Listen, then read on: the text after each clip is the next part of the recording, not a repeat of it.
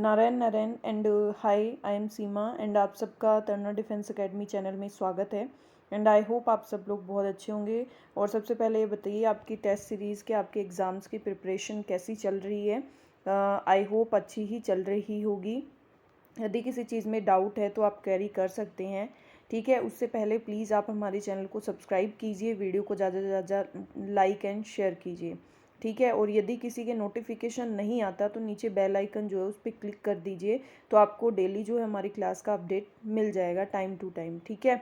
तो अभी जो है हम आज की हमारी क्लास टेस्ट सीरीज जो है वो स्टार्ट करते हैं, ठीक है। सभी जो क्वेश्चंस हैं प्रीवियस ईयर के एग्ज़ाम्स में पूछे हुए क्वेश्चंस हैं किसी ना किसी एग्ज़ाम में। सो ये मत समझिए कोई मैं ऐसे ही क्वेश्चंस हैं, ये बहुत इंपॉर्टेंट क्वेश्चन है। तो आप सभी क्वेश्चन जो है वो करिएगा और अपने आप को देखो कहाँ पे स्टैंड करते हो, ठीक है। देखो फर्स्ट क्वेश्चन है, मुगल साम्राज्य की राजधानी को आगरा से दिल्ली किसने स्थानांतरित किया था। बताइए, मुगल साम्राज्य की जो राजधानी है उसको आगरा से दिल्ली जो है उसने किसने स्थानांतरित किया था। हुमायूं ने, जहांगीर ने, शाहजहां ने या औरंगजेब ने। तो मुगल साम्राज्य की जो राजधानी है उसको आगरा से दिल्ली जो है वो शाहजहां लेके आया था, ठीक है। कौन लेके आया था? शाहजहां लेके आया था, ठीक है। अब देखिए नेक्स्ट, सिख धर्म की प्रमुख धार्मिक पुस्तक। सिख धर्म की जो प्रमुख धार्मिक पुस्तक है वो क्या है? रामायण है, कुरान है, गुरु ग्रंथ साहिब है या जैन अवेस्ता है। बताइए, सिख धर्म की जो प्रमुख धार्मिक पुस्तक है वो है आपकी गुरु ग्रंथ साहिब। सिख धर्म का नाम आते ही गुरु ग्रंथ साहिब का नाम आ जाता है। तो गुरु ग्रंथ साहिब की जो है वो सिख धर्म की प्रमुख धार्मिक पुस्तक है। Option number C is your correct answer, ठीक है। अब देखिए नेक्स्ट, एक देशांतर को पार करने में दो स्थानों के स्थानीय समय के बीच क्या अंतर है। जब एक देशांतर को पार करते हैं तो जो दो स्थान है उसके बीच में जो स्थानीय समय है उसके बीच में कितने का अंतर आता है? 0 मिनट का, 4 मिनट का, 8 मिनट का या 16 मिनट का। तो उन दोनों के बीच में जो है वो आपके 4 मिनट का डिफरेंस आता है। Option number B is your correct answer, ठीक है। देखिए नेक्स्ट, राष्ट्रीय अल्पसंख्यक आयोग के प्रथम अध्यक्ष कौन थे। बताइए, राष्ट्रीय अल्पसंख्यक आयोग जो है उसके मोहम्मद शमीम थे, ताहिर मोहम्मद थे, मोहम्मद सरदार अली खान थे या नसीम अहमद थे। बताइए, तो राष्ट्रीय अल्पसंख्यक आयोग जो है उनके प्रथम अध्यक्ष जो थे वो मोहम्मद सरदार अली खान थे। ऑप्शन नंबर सी, मोहम्मद सरदार अली खान, ठीक है। अब देखिए नेक्स्ट, रीट्स का विस्तारित रूप क्या है। बताइए, rail India technical and economic services है, rail India track engineering services है, rail India transport and export services है, rail India technical employees services है। बताइए, तो रीट्स का जो विस्तारित रूप है वो है rail India technical and economic services, ठीक है। रीट्स का विस्तारित रूप एक बार फिर से सुन लीजिए, rail India technical and economic services, okay. ये जो है वो मैं आपको डेली बोलती हूँ, तो जो फुल फॉर्म से संबंधित जो भी क्वेश्चंस है वो जितने टेस्ट में करवाती हूँ उतने कर लीजिए, एनफ है। उसके अलावा मत कीजिए। एक क्वेश्चन जो है वो तो आपका डेफिनेटली पक्का हो जाएगा। अब देखिए नेक्स्ट, गिल्ली का संबंध किस खेल से है। बताइए, गिल्ली ऐसे तो फुटबॉल, बैडमिंटन, पोलो और क्रिकेट। ऐसे तो देखो, गिल्ली का नाम आते ही आपको याद आया होगा गिल्ली डंडा, जो एक खेल खेला जाता है। तो यहाँ पे उस गिल्ली की बात नहीं हो रही। यहाँ पे बताइए, ये फुटबॉल से, बैडमिंटन से, पोलो से या क्रिकेट से।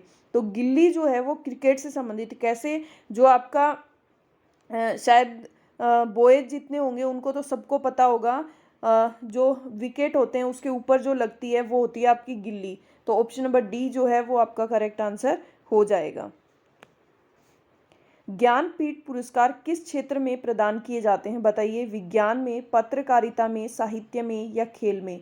ज्ञानपीठ पुरस्कार जो है वो किस में प्रदान किया जाता है। बताइए, तो ज्ञानपीठ पुरस्कार से संबंधित आ जाता है तो ये हमेशा साहित्य से संबंधित है। ऑप्शन नंबर सी जो है वो आपका करेक्ट आंसर हो जाएगा। देखिए नेक्स्ट,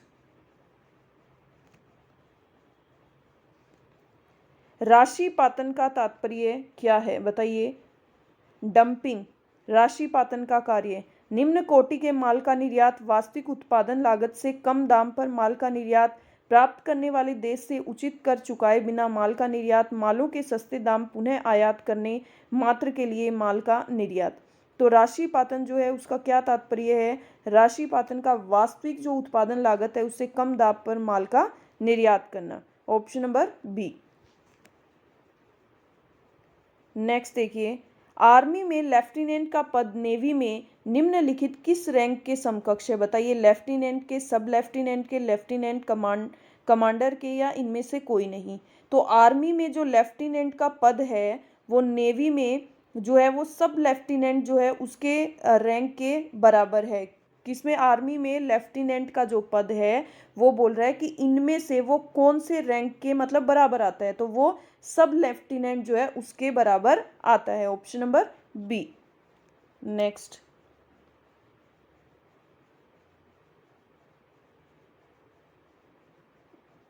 देखिए, नेक्स्ट है, प्रायद्वीप भूमि का एक फैलाव होता है जो लगभग पूरी तरह से किससे घिरा होता है? पहाड़ से, तीन ओर से स्थल से, जंगल से, तीन ओर से पानी से। बताइए, तो प्रायद्वीप जो है वो भूमि का एक फैलाव होता है जो लगभग तीन ओर से पानी से घिरा होता है। Option number D is your correct answer.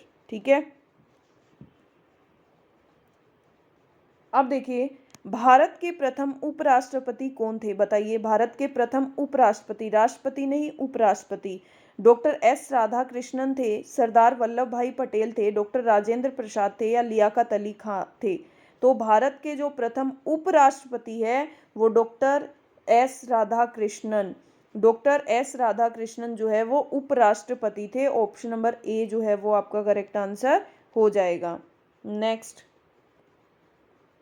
Bharat का संविधान ब्रैकेट नागरिकता प्रदान करता है। बताइए, भारत का संविधान जो है वो एकल, दोहरी, तिहरी या बहुल?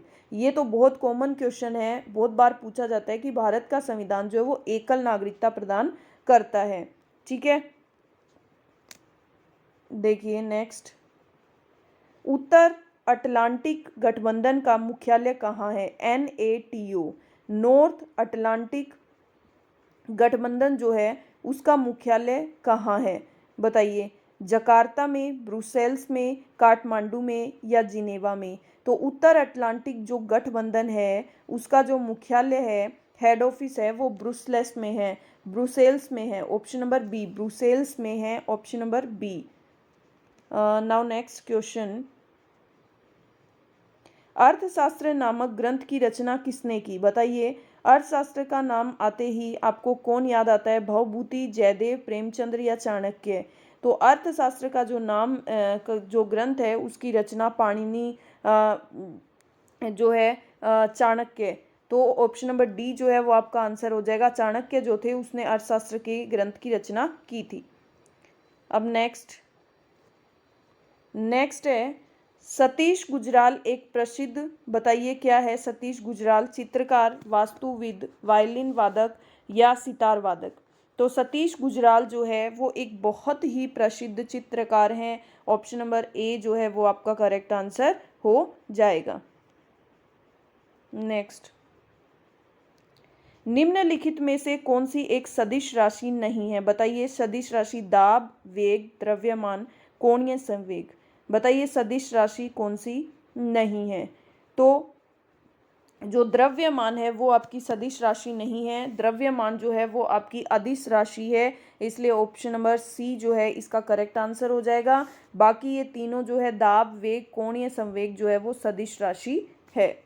ठीक है, देखिए नेक्स्ट, क्रायोजेनिक इंजनों का प्रयोग निम्नलिखित में से किसमें होता है?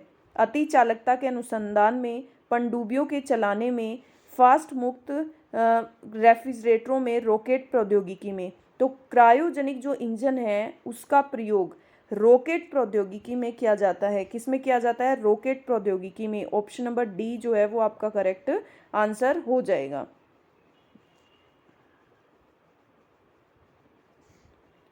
यदि हवा का प्रतिरोध नगण्य हो तो एक समान आयतन के लकड़ी तथा लोहे के गोले को h ऊंचाई से एक साथ गिराया जाए तो दोनों गिरेंगे। ठीक है, कुछ अंतर पर एक साथ, पहले फिर लकड़ी, पहले लोहा फिर लकड़ी, इनमें से कोई नहीं। ये बोल रहा है कि यदि हवा का प्रतिरोध नगण्य है, बिल्कुल भी नहीं है। तो एक समान आयतन के, जब एक समान मतलब उनका आयतन जो है वो सेम ही होगा, लकड़ी का और लोहे का, उनके गोले को h ऊंचाई से, कुछ फिक्स ऊंचाई है उससे गिराया जाएगा। तो बोल रहा है कि दोनों गिरेंगे, तो दोनों कैसे गिरेंगे, ये बोल रहा है कुछ डिफरेंस से गिरेंगे, पहले लोहा गिरेगा फिर लकड़ी गिरेगी, दोनों एक साथ गिरेंगे या इनमें से कोई नहीं। तो जो है जब इन दोनों को गिराया जाएगा तो ये दोनों एक साथ गिरेंगे, क्योंकि दोनों का आयतन सेम है और दोनों को सेम ही ऊंचाई से गिराया जाता है, और हवा का जो दाब है वो भी बिल्कुल भी नहीं है। ठीक है, अब देखिए नेक्स्ट,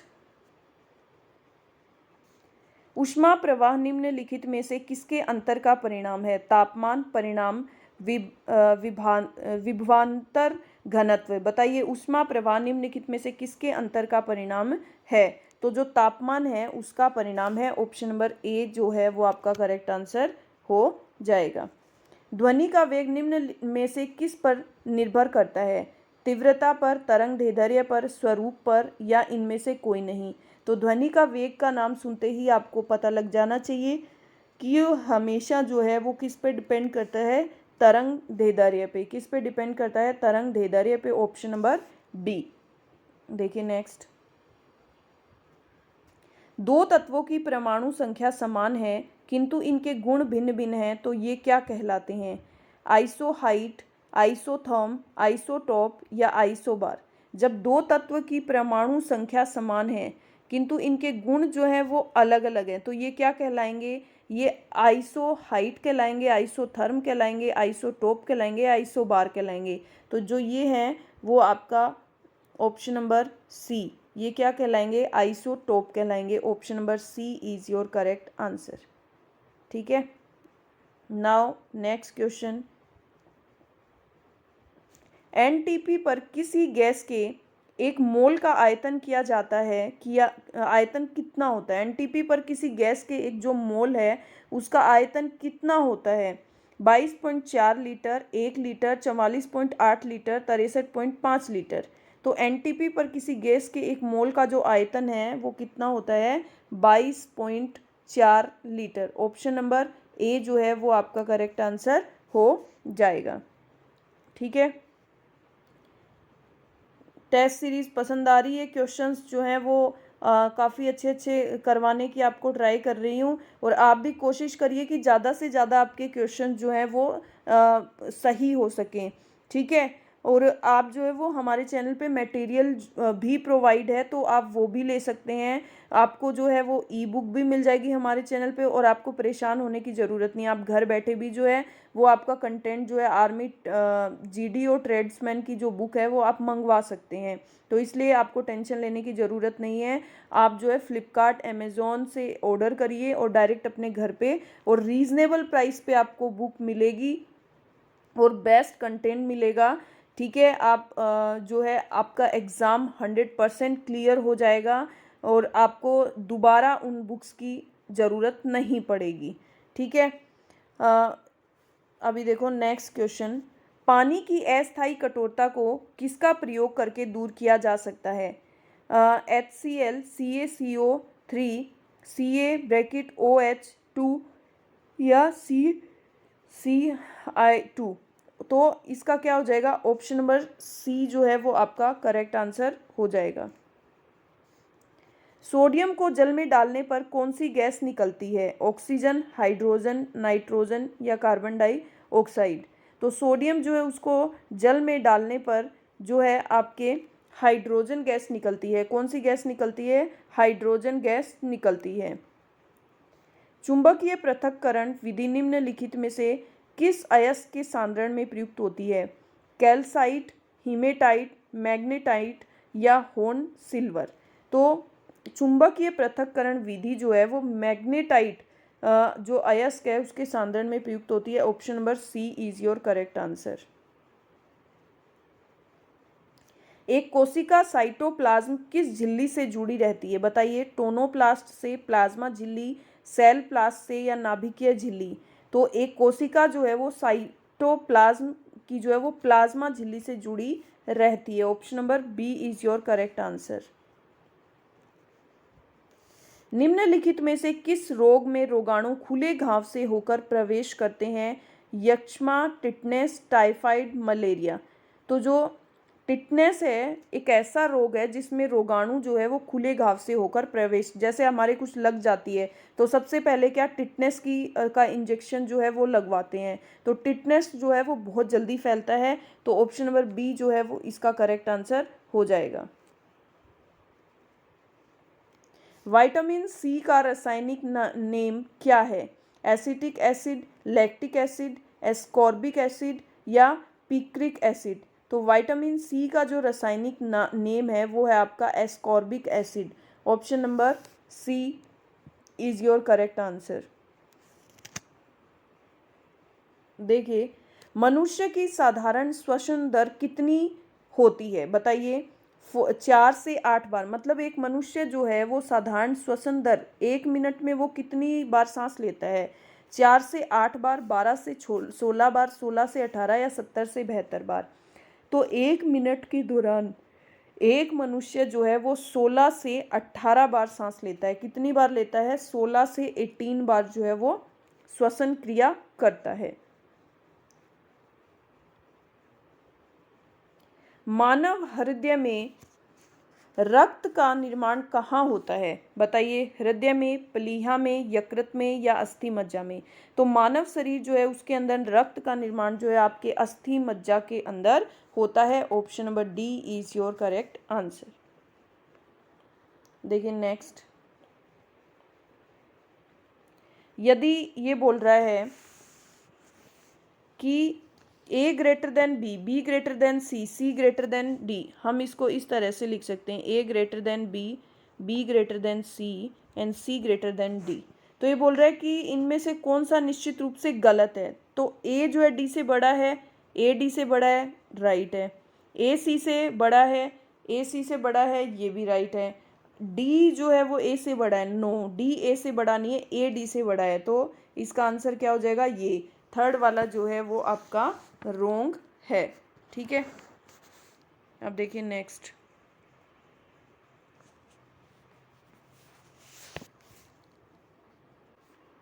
दिल्ली से मेरठ के लिए आखिरी बस रात 10 बजे छूटती है।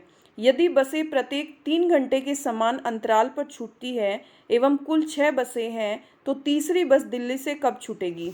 अब ये क्या बोल रहा है? ये बोल रहा है कि एक बस है जो कि मतलब दिल्ली से मेरठ जाती है और 6 बसें जाती है एक दिन में, और सारी जो वो 3-3 घंटे के अंतराल से जाती है।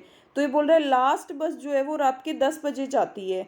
तो ये बोल रहा है कि जो तीसरी बस है वो कब जाएगी, कब छूटेगी? जो तीसरी बस है वो दिल्ली से कब छूटेगी, मतलब कब चलेगी? तो देखिए, अगर आप 10 में से 3 घटाओगे तो आपके क्या आ जाएगा? 7। तो मतलब 5वीं बस जो है कब चली? 7 बजे। इसमें से 3 घटाओगे तो कितना आ जाएगा? 4। मतलब चौथी बस कब चली? शाम के 4 बजे। ठीक है, अब इसमें से आप 3 घटाओगे तो क्या आएगा? 1। मतलब दोपहर के 1 बजे जो है वो आपके तीसरी बस जो है वो छूटी है, मतलब चली है। तो ऑप्शन नंबर बी जो है वो आपका करेक्ट आंसर हो जाएगा। देखिए नेक्स्ट, राधिका एक कक्षा में ऊपर से 16वीं, राधिका ऊपर से 16वीं और नीचे से 32वां क्रम है, नीचे से उसका 32वां है। ठीक है, तो उस कक्षा में कुल कितने छात्र हैं? तो टोटल कितने छात्र हो गए? नीचे से 32वां और ये 16वां, 2 बार काउंट हो गए, तो इन दोनों को ऐड करके 16 प्लस 32 और -1, ये कितना हो गया? 16, 16 32, 16 3 48, 48 माइनस 1 आपका कितना हो जाएगा? 47। Option number D is your correct answer. ठीक है, ये बोल रहा है फोल, कोल्ट, फिली, ये तीनों नाम किसके शावक से संबंधित हैं? शावक मतलब बच्चा। ठीक है, तो ये किससे संबंधित है? फोल, कोल्ट और फिली, ये तीनों जो है वो घोड़े के शावक के से संबंधित है, घोड़े के से इनका नाम जो है वो रिलेटेड है। Option number C. देखिए नेक्स्ट, एक बहादुर व्यक्ति में हमेशा पाया जाता है। बताइए, एक बहादुर व्यक्ति के अंदर क्या पाया जाता है? एक्सपीरियंस, नॉलेज, पावर या एनकरेजमेंट। बताइए क्या पाया जाता है? तो एक बहादुर व्यक्ति है, उसके अंदर हमेशा एक साहस पाया जाता है। ठीक है, ये सब चीज़ें तो होती है, लेकिन सबसे मेन चीज़ उसमें क्या होता है, एक बहादुर व्यक्ति में साहस होता है। Option number D. देखिए नेक्स्ट, दशमलव संख्या पद्धति में 5 अंकों की कुल कितनी संख्या है? दशमलव संख्या पद्धति में 5 अंकों की, तो दशमलव जो संख्या पद्धति है उसके अंदर 5 अंकों की संख्या होगी आपकी 5 अंक। तो ये कैसे निकालेंगे? देखो 5 अंकों की, तो हमेशा देखो आपको जब भी टोटल संख्या निकालनी हो, 3 अंकों की, 2 अंकों की, कि टोटल इतनी कितनी संख्या होगी, तो उसमें हम क्या करेंगे? उस केस में 5 अंकों की हमें कुल संख्याएं निकालनी है ना, तो 5 अंकों की जो है वो सबसे बड़ी संख्या क्या हो जाएगी? 1 2 3 4 5, 5 अंकों की सबसे बड़ी संख्या ये हो गई। अब इसमें से हमेशा क्या करो, 4 अंकों की सबसे बड़ी संख्या घटा दो, तो आपकी आ जाएगी 5 अंकों की टोटल कितनी संख्याएं होंगी। तो 9 में से 9 गया 0, 9 में से 9 गया 0, 9 में से 9 गया 0, 0 और 90,000। तो टोटल 5 अंकों की टोटल संख्या कितनी हो जाएगी आपकी? 90,000। ठीक है, अब देखो नेक्स्ट, अब आपको इसको सोल्व करना है। 63.5535 डिवाइड बाई 13.05। ये पॉइंट से पॉइंट हटाओगे, यहाँ पे 2 0 लगाओगे।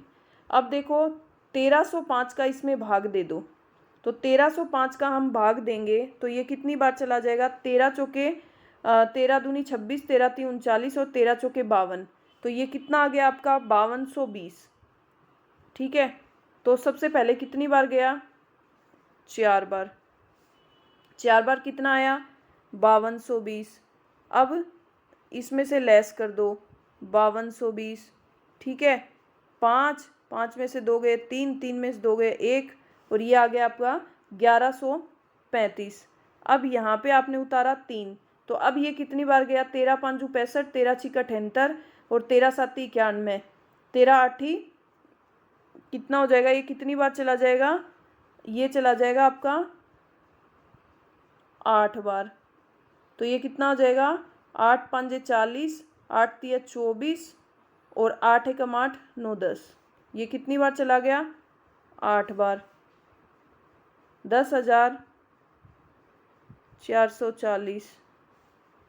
ये गया आपका 3, 5 में से 4 गया 1, 13 में से 4 गया, 13 में से 4 गया 9 आ गया ये, हाँ 913। अब ये देखो 5 आ गया, तो 13 दूनी 26, 13 तीन 39, ये आ गया 9135। तो ये कितनी बार गया?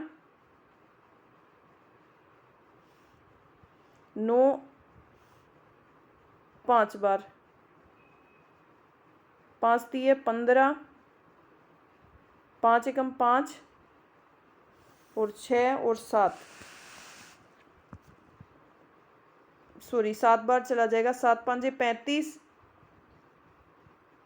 और 7 3 21, 7 एकम 7 8 9। ठीक है, इतना इतना पूरा पूरा भाग चला गया। अब बचा कितना?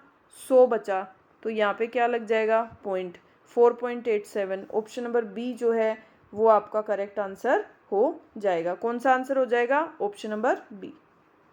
अब देखो नेक्स्ट, अब आपको मैंने एक चीज़ बताई थी, ये क्वेश्चन 1-2 दिन पहले भी आया था, कि जब भी मल्टीप्लाई में हो पावर और बेस समान हो तो हम क्या कर देते हैं? उनको ऐड कर देते हैं। तो ए की पावर क्या आ जाएगा? 7। ऑप्शन नंबर बी आपका करेक्ट आंसर हो जाएगा। देखो, यदि किसी त्रिभुज का एक कोण समकोण अर्थात 90 डिग्री का हो तो ऐसे त्रिभुज को क्या कहते हैं? यदि आपका एक त्रिभुज जो कोण है वो 90 डिग्री का हो, मतलब समकोण 90 डिग्री का है, तो उस त्रिभुज को आप क्या बोलेंगे? उस त्रिभुज को 90 डिग्री का है तो उसको हम समकोण ही बोलेंगे। ऑप्शन नंबर बी आपका करेक्ट आंसर हो जाएगा। किसी आयत की लंबाई 8 सेंटीमीटर, चौड़ाई 5 सेंटीमीटर, तो उसका क्षेत्रफल, तो रेक्टेंगल का एरिया का फॉर्मूला क्या हो जाएगा? L into B. 8 इंटू 5, 8 पंजे 40। ऑप्शन नंबर डी आपका करेक्ट आंसर हो जाएगा। ठीक है, देखो कोस 90 डिग्री उसका मान क्या होता है? कोस 90 डिग्री का मान क्या होता है? कोस 90 डिग्री का मान होता है 0। ठीक है, कोस 90 का मान क्या होता है? 0। Option number A. देखो नेक्स्ट, अब इसको सोल्व करते हैं, इसको थोड़ा सा ध्यान से समझना। देखो माइनस, ये तो यहाँ पे क्या आ जाएगा? देखो -13। अब यहाँ पे प्लस माइनस, माइनस का 6 प्लस ये माइनस माइनस क्या हो जाएगा? प्लस हो जाएगा। तो प्लस का 5 चौके 20 मल्टीप्लाई है, इसको आप माइनस मत कर देना, प्लस ही होगा। 13 और 6 आपके क्या हो गए? 19। 19 प्लस 20, इसमें क्या आ जाएगा? 20 में से 19 घटाओगे 1। ऑप्शन नंबर ए जो है वो आपका करेक्ट आंसर हो जाएगा। अंडरस्टैंड? समझ में आया? नेक्स्ट क्वेश्चन देखो, 8, 15, 21 का लघुत्तम। देखो 8, 15, 21। ठीक है, हम इस तरह से निकालेंगे, इसको बहुत बड़ा हो जाएगा। ठीक है, हम इस तरह से नहीं निकालेंगे, हम सीधा करेंगे। देखो 8 का इनमें किसी में भाग जाता नहीं जाता, तो 8 तो आएगा ही आएगा। ठीक है, अब देखो इन दोनों को काट लो 3 से, 3 5 15 और 3 7 21, तो ये आ गया 3। ठीक है, अब 5 और 7 और लिख लो, 5 × 7, तो ये कितना हो गया? 8 × 24, 24 5 120 और 12 7 84। तो ऑप्शन नंबर डी 840 जो है इनका एलसीएम आ गया। Option number D is your correct answer.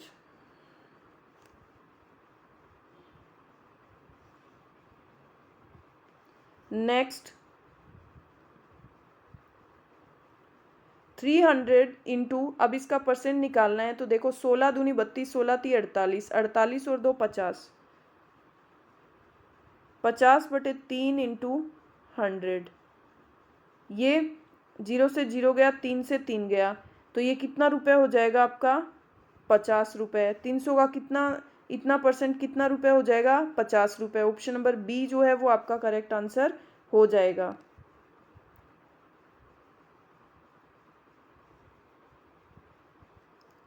यदि 12 वस्तुओं का क्रय मूल्य 9 वस्तुओं के विक्रय मूल्य के बराबर हो तो लाभ प्रतिशत बताइए। देखिए ऐसी कंडीशन में जब आपको बोल दिया जाता है कि 12 वस्तुओं का क्रय मूल्य 9 वस्तुओं के विक्रय मूल्य के बराबर है, तो आप प्रॉफिट परसेंटेज बताइए। ठीक है, तो 12 वस्तुओं का क्रय मूल्य, तो 12 का क्रय मूल्य 9 वस्तुओं के विक्रय मूल्य के बराबर है, तो 9 वस्तुएं, तो हमेशा इस कंडीशन में आप क्या करोगे? 12 - 9 × 100। और इस कंडीशन में हमेशा जो विक्रय मूल्य है उसको क्रय मूल्य मानना है और उसको हमेशा उसके ऊपर प्रॉफिट निकाल दो। तो 12 में से 9 गया आपका 3/9 × 100, 3 × 9। अब देखो इसको कट कर दो, 3 × 9, 3 × 9, 1/3%। ऑप्शन नंबर सी जो है वो आपका करेक्ट आंसर हो जाएगा। ठीक है, देखो नेक्स्ट, यदि 35, 39, 41, 46, 47 x का औसत 38 है, तब आप x की वैल्यू बताइए। अब इनका मान कितना हो गया? 1 2 3 4 5 6, तो 38 छिके कितना हो गया आपका? 38 छिके, तो 6 8 48 और 6 3 18, 18 और 4 22, 228। तो ये कितना आ गया आपका? 228 इजिकल टू इन सब का टोटल कितना हो गया? इन सब का टोटल हो गया आपका 9 5 14, 14 और 1 15, 15 और 6 21, 21 और 7 28, 28 का 8, 3 3 6, 6 4 10, 10 और 4 14, 14 2 16, 16 और 2 18 प्लस x। अब देखो x इजिकल टू, इसमें से इसको घटा दो, 8 में से 8 गया 0, 12 में से 8 गया 4, 48, तो सॉरी 40, तो ये कितना आ गया? x की वैल्यू आपकी क्या आ गई? 40। x की क्या वैल्यू आ गई? 40। देखो 15,625 के वर्गमूल में अंकों की संख्या।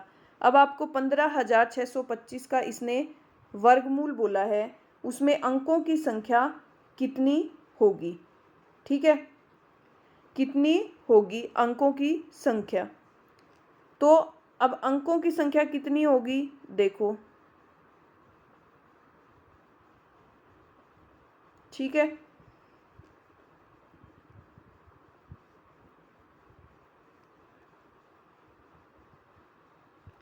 अब देखो इसका हम इसी तरह से निकालते हैं। देखो ये दो दो के जोड़े हो गए तो एक एक, ये आ गया 056। ठीक है, और ये हमारा आ गया 1। अब देखो 1 2, अब 2 कितना आ गया, 22 दूनी 44।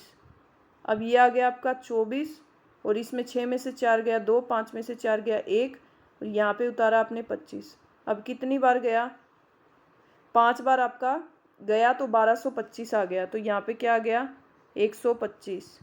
तो वर्गमूल जो है उसमें आपके अंकों की संख्या कितनी होगी, 1 2 3, कितनी होगी। ऑप्शन नंबर बी जो है वो आपका करेक्ट आंसर हो जाएगा। ठीक है, दीपक ने 12% साधारण ब्याज की दर से 1500 रुपये अपने मित्र से उधार लिए। 2 वर्ष 27 दिन बाद पैसे लौटा दिए। अब उसने अपने मित्र को कितना धन चुकाया। तो पहले तो हम क्या करेंगे, उसने 2 वर्ष 27 दिन, तो हम इसको किस में कन्वर्ट करेंगे, पहले तो दिन में कन्वर्ट करेंगे। ठीक है, अब दिन में कन्वर्ट करेंगे तो 1 साल में कितने दिन होते हैं, 365। तो 2 साल में कितने हो जाएंगे, 365 को आप क्या करोगे, 2 से मल्टीप्लाई करोगे। 300 300 600 600 और 50 50 700 700 15 और 15 कितना हो गया, 30। कितना आ गया, इसको मल्टीप्लाई करा तो 730। 350 350 700, 15 बचे, 15 और 15 30। तो 730 और प्लस 27 दिन, ये कितने हो गए, 7 3 2 5। टोटल कितने दिन हो गए, 2 वर्ष और 27 दिन। 2 वर्ष 27 दिन उसने अपने मित्र को कितना धन दिया। ठीक है, 757 27 दिन, ये यहाँ पे 27 दिन की जगह आप 73 डेज करो। ठीक है, यहाँ पे क्या आ जाएगा, 73। तो ये कितना आ जाएगा, 73 ऐड करोगे तो 3 7 और 3 10, और ये आ जाएगा आपका 803। अब हम इसको उसी हमारे पैटर्न में रख देंगे, उसने कितना धन चुकाया। तो पहले हम क्या कर लेंगे, इंटरेस्ट निकाल लेंगे। इंटरेस्ट निकालने के लिए हम क्या करेंगे, मूलधन इंटू रेट 12/100 इंटू समय। समय कितना है, 803 दिन, और नीचे कितना आ जाएगा, 365। तो 2 जीरो से 2 जीरो गया। अब आप कट कर दो, 5 तिये 15, 5 7 35 और 5 तिये 15। अब देखो हमने इसमें ऐड किया था, ये तो 73 एकम 73, और ये 7 बच जाएगा, 73 एकम 73। अब देखो अब इसको मल्टीप्लाई कर दो। देखो 12 12 दूनी 24, 12 तिये 36। 36 को 11 से मल्टीप्लाई करोगे तो 360 प्लस 36 ऐड कर दो उसमें, 6 6 3 9, 396। तो अब देखो 396 आ गए, और आपको क्या चाहिए, उसने कितना धन दिया ब्याज जोड़ के। तो 1500 में आप 396 ऐड कर दो, तो 6 9 5 3 8, 1896। ऑप्शन नंबर सी आपका करेक्ट आंसर हो जाएगा। ठीक है, अब देखो next,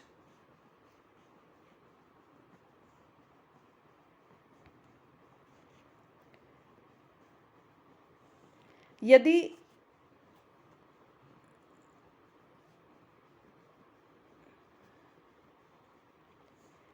A B B C और सी डी इतना है तो आपको ए डी बताना है। तो ये मैंने कई बार आपको बताया है, हम इसको लिख लेंगे 8 15 5 8 और कितना 4 5। अब हमें ए और डी चाहिए। तो देखो 8 5 40 और 4 दूनी 8, सॉरी 8 5 40 और 4 चौके 16। 160। और हम डी देख लेते हैं। 8 15 8 120, 120 और 12 पंजू 60, 600। ठीक है, अब 1 जीरो से 1 जीरो गया। ठीक है, अब इसको कट करेंगे तो ये कट जाएगा आपका 4 चौके 16 और 4 एकम 4 और 4 पंजे 20। तो आपका आंसर आ जाएगा 4:15। 4:15 आपका आंसर आ जाएगा। ठीक है, देखो नेक्स्ट क्वेश्चन। ठीक है, आज के लिए अभी इतने ही क्वेश्चन, ये क्वेश्चन प्रिंट नहीं हुआ है, थोड़ी प्रिंटिंग मिस्टेक हो गई है, इट्स ओके। अभी आप बताइए 49 में से आपके कितने क्वेश्चन करेक्ट हुए हैं, कितने क्वेश्चन जो है वो रॉन्ग हुए हैं, और किस सेक्शन में आप सबसे पहले ये देखिए कि आपके किस सेक्शन में प्रॉब्लम है और किस सेक्शन में आपके सबसे ज़्यादा क्वेश्चन रॉन्ग हो रहे हैं। तो आप सबसे पहले उनके कंसेप्ट को क्लियर कीजिए और आप टेस्ट सीरीज देते रहिए, ताकि आपको डेली अपना अपडेट जो है वो होता रहे। ठीक है, और पूरी वीडियो देखने के लिए, क्लास को इतनी पसंद करने के लिए आपका थैंक यू सो मच। ठीक है, बाय बाय, कल फिर से